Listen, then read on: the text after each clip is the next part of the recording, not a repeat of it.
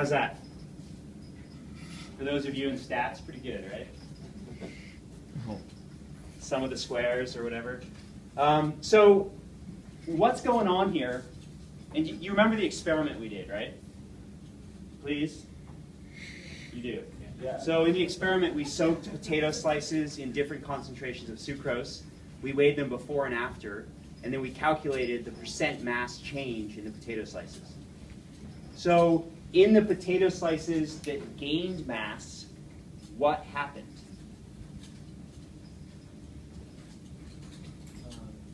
They're in a high tonic solution, so the sucrose was less outside of the potato, and wait, that's right. And then water came in, the dilute the sucrose not in reaction. Right. So remember, what we have here is we have a gradient of, we have different concentrations of sucrose. So at certain concentrations of sucrose, we saw a gain in mass, and that gain in mass is due to water moving into the cells. Right? So we have these terms that we developed last time to refer to the concentration of solutes in a solution. We say it's hypotonic if there's less solutes than the cell. We say it's isotonic if it's the same. We say it's hypertonic if it's more.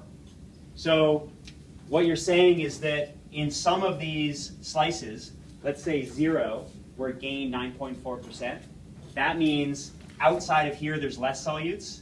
So this is a hypotonic solution, and that means water is going to go into the potato slice.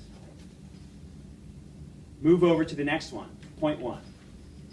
What is it? It's the same, right? It's just less. So we've got a hypotonic solution here, so water moves in. What about at 0.2?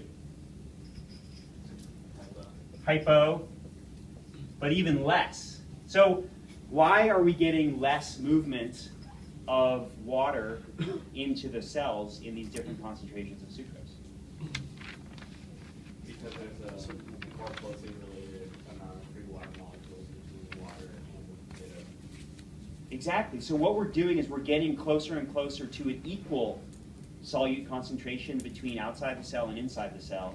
And when we do, what we're doing is we're bringing the concentration gradient down. So it's closer and closer to the same. All right? Now, if we move over to 0.4, what happens there?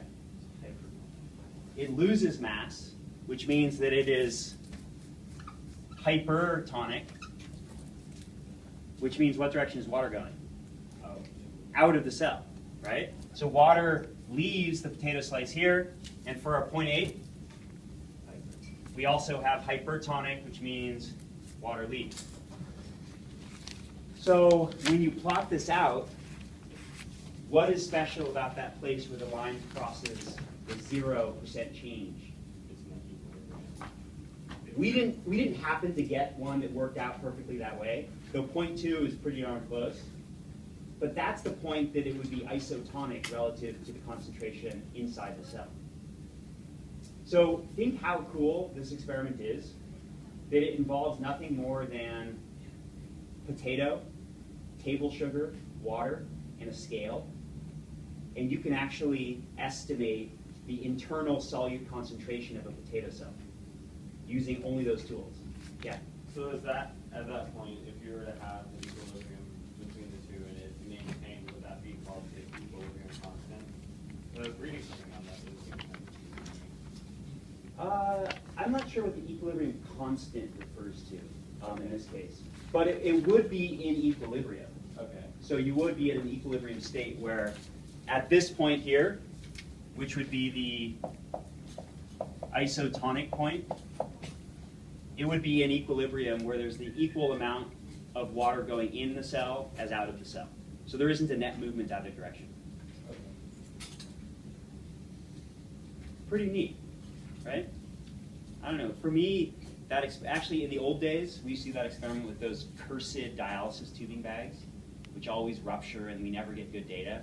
And then somebody had the brilliant innovation of doing this with potato slices, and that works every single time. It's amazing.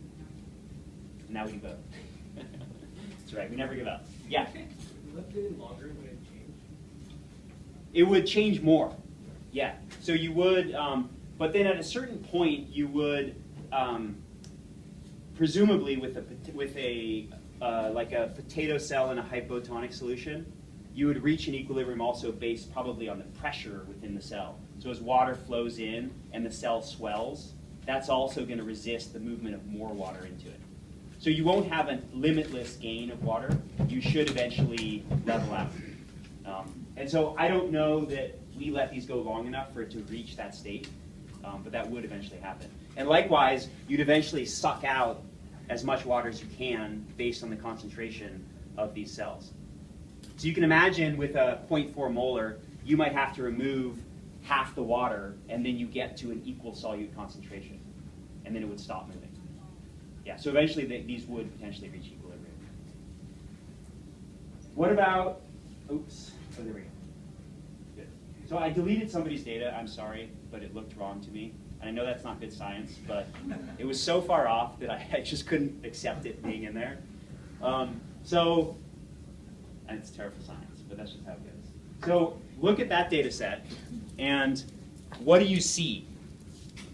And how well does it meet our predictions? So remember, this is the percent gain in the little dialysis tubing bags with sugar in either room temp or 45-degree water.